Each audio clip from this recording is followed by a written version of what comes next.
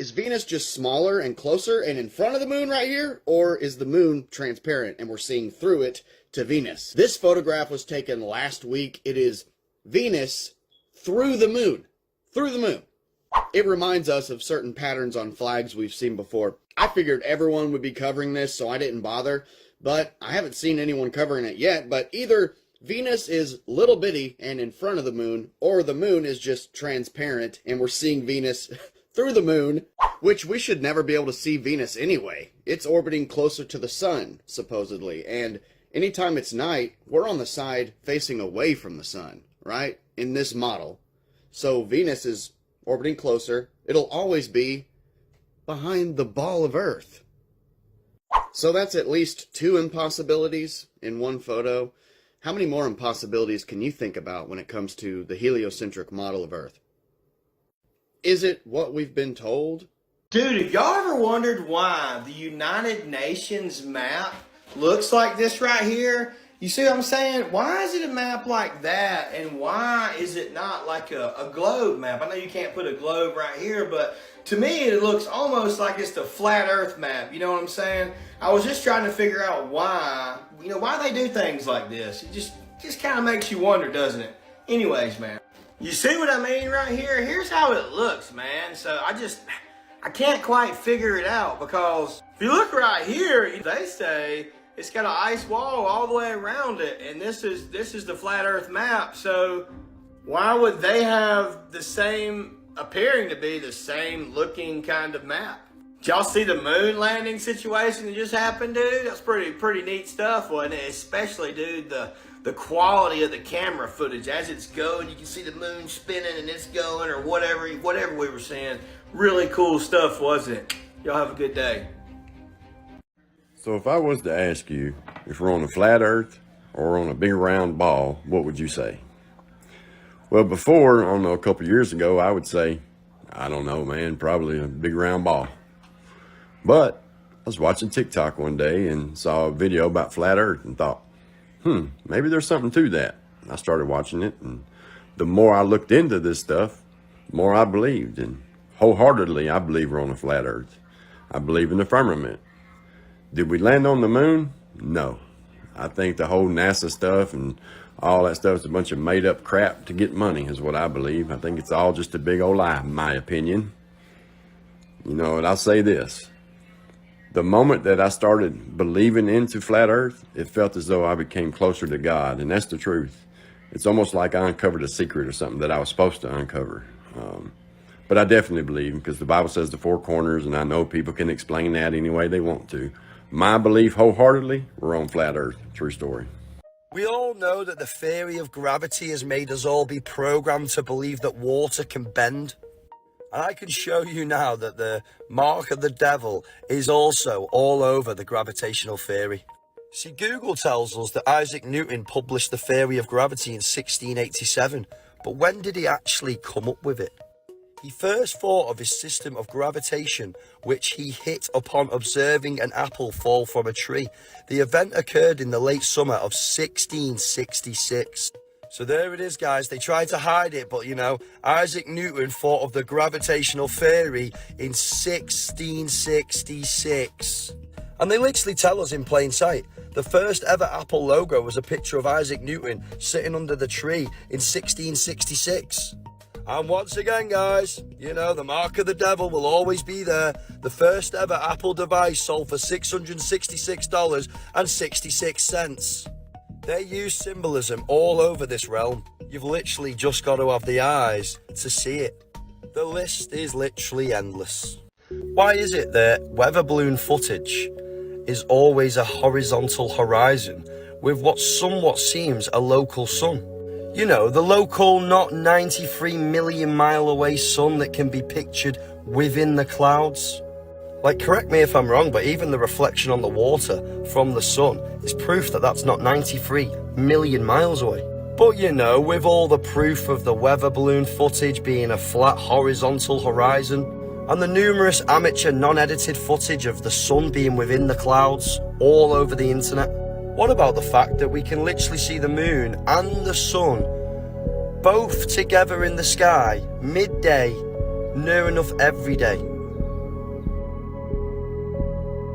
Like, you're not telling me there's a total lunar eclipse every day in the Pacific Ocean or New Zealand, let's say. Come on, guys. I think this is like ultimate proof to me now that the globe is just a hoax. The ball of impossibility can't be true. This is the third day in the row I've been able to capture the sun and the moon midday in the sky. This is 2:20, about 10 minutes ago. The sun and the moon in the sky. Now notice how the sun is completely covered by a haze of cloud. You know? And look how there is just a crisscross of contrails over the moon. Surely in a few hours, the moon's going to be covered as much as the sun is right there. You know? But why can we see the sun and the moon in the sky together midday, UK of England, 3 days in a row? Can anyone confirm what this might be, guys? Because I can't find anything online other than other people's videos with the same image. This photo was literally taken in the northwest of England on the 1st of March when we were having the new moon. And it was absolutely mesmeric but scary at the same time. We had a huge, big, thick, black cloud. Half the sky was light and half the sky was black with 2 stars in the sky. And here's another photo that someone else took. Absolutely mesmeric, but what is it? I can't find this phenomenon online whatsoever. I'm gonna tag this guy to let him know that I was seeing the exact same thing in the UK. If anyone else can tag their videos or evidence of this happening in their area, let us know, because we're trying to deeply find out what was going on in our skies on the 1st of March. I am pretty sure that everyone is aware that this horizon that everybody sees is the 8" per square mile curvature. You know, the reason why we have a vanishing point to our perspective is because of the curvature, right? You know, what about aeroplanes then? The nose of a plane does not dip down to account for the Earth's curve. The plane flies in a pressure medium and the instruments maintain altitude relative to the pressure system. Basically, that's telling you that a plane never has to take account for curvature because the atmosphere just pulls it round the curve. Put it this way, if we were on a curve that curves on a ball in every direction for an 8" square mile radius, we would have to dip an aeroplane every few minutes with the speed that an aeroplane goes. But no, pilots do not take any adjustments to account for the Earth's curvature during a flight. And Google basically tells you that if you go above the average flight height, which most people can't do, i.e. 35,000 feet, then you'll be able to see curvature. But what about the weather balloons that go to 100,000 feet? You must have a little bit of cognitive dissonance if you think that these weather balloons show you curvature. So, do you guys remember when Neil deGrasse Tyson said this weird thing about gravity? Is gravity. I have no idea. Okay, next question. Wow. No, here's the difference. We can describe gravity. We can say what it does to other things. We can measure it, predict with it. But when you start asking, like, what it is, I don't know. So did I accidentally ask a deeper question than I meant to? Yeah, no, you were meant to ask deep questions. Apparently I was. In life. So, to say, what is it? I think Einstein, in an Einsteinian answer, we would say gravity is the curvature of space and time. And objects will follow the curvature of space-time, and we interpret that as a force of gravity. Oh yeah, dude just had to say curvature. So gravity is the curvature of space and time. Why don't you just look up gravity? It's actually a theory and there is no way to prove it or measure it, but we can observe it. But we cannot observe it in the microcosm. Nowhere on Earth do we find large rocks forcing small rocks to orbit around them. But we see it in our solar system, which is all CGI. Now, don't you find it just a little bit fishy that we have had countless explorers circumnavigate our globe east to west or west to east, but we have never, ever had anyone circumnavigate north to south or south to north on our globe? Now, why is that? Why is it that no one can cross over Antarctica and then come back on the other side? Well, I have a theory. Our Earth is flat, the center of our realm is north, And the source of our magnetism is at the North Pole. It is not the center of our globe, like the elites say. Now just think about it. If the center of our globe is supposedly the source of the magnetism, which is primarily molten iron and nickel, then wouldn't it lose its magnetism because it's melted iron and nickel? Because if you melt a magnetic solid, it loses its magnetism. And the deepest hole ever dug was 7.6 miles. So we've never seen the Earth's core. How do we know the truth?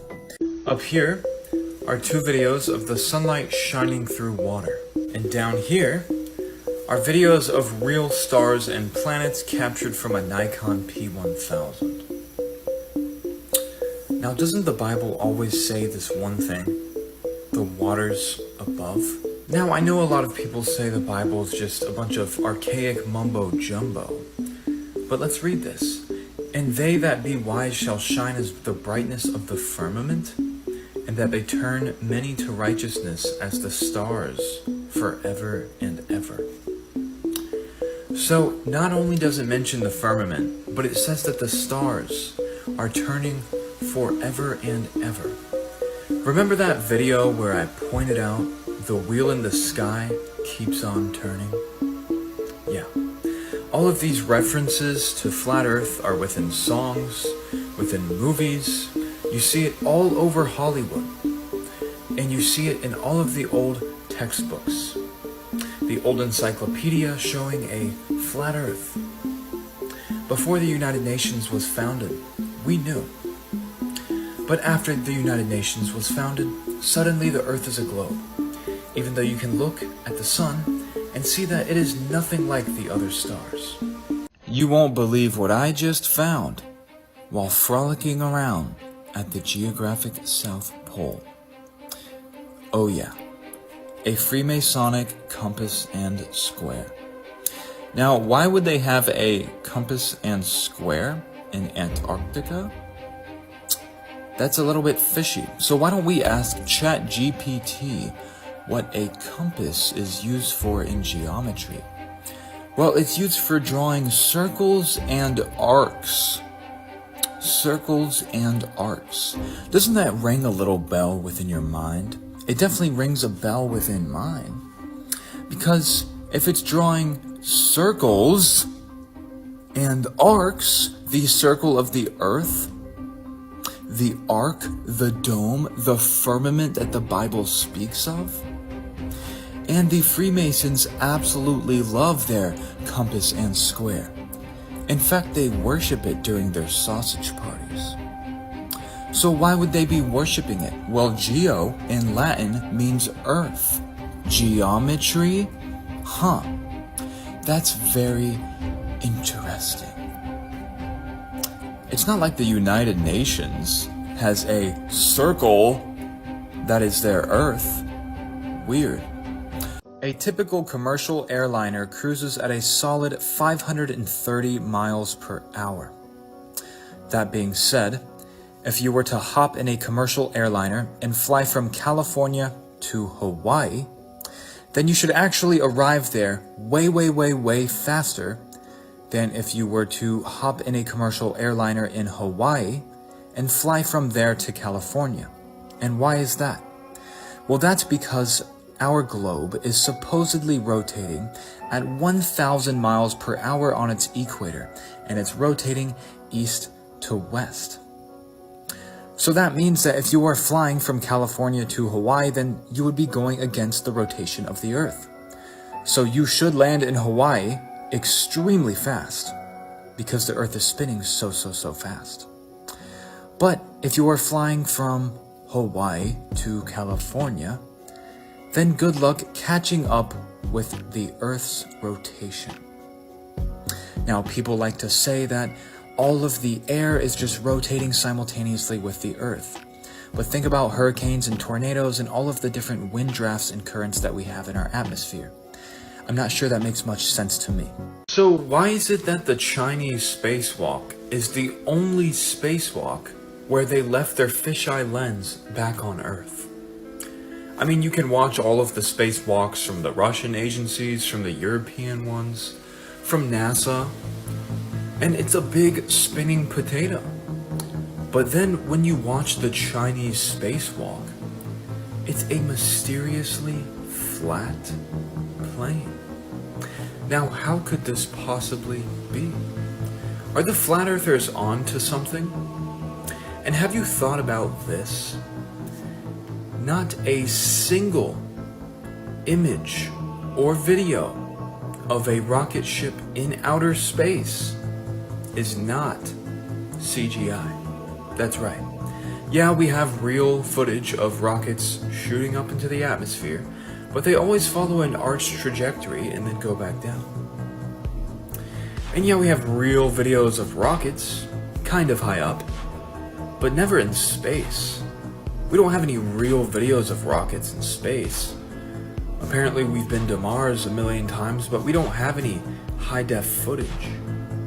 That's just something to think about. All of these images are different. How is that possible? It's the same planet. This is a video of the Blue Ghost apparently exploring the moon's surface from 64 miles above it. Now, I'm just gonna say right now that this literally looks like I'm playing Call of Duty Zombies. It looks like an animation. But let's give it the benefit of the doubt and say that it's not an animation. So there's a few things to pick at. The moon that we see in our night sky, if we zoom in with binoculars or with a nice phone, we can see that the craters do not match the craters that we just saw in that video. That's quite interesting. And the moon gives off such a powerful light at nighttime, but then when we land on it, it's dark and dim and gloomy. And did you know that the law of reflection quite literally dictates that all of the light reflecting off of a sphere contains in one spot? The moon does not do that. And let's just say that the Earth is a sphere. You know how we see moonlight and sunlight walking across the water? Well, the light should be contained in one spot if the Earth is actually a sphere. It should not walk across the water. And we should not be able to see ships that disappeared below curvature just by zooming in on the horizon.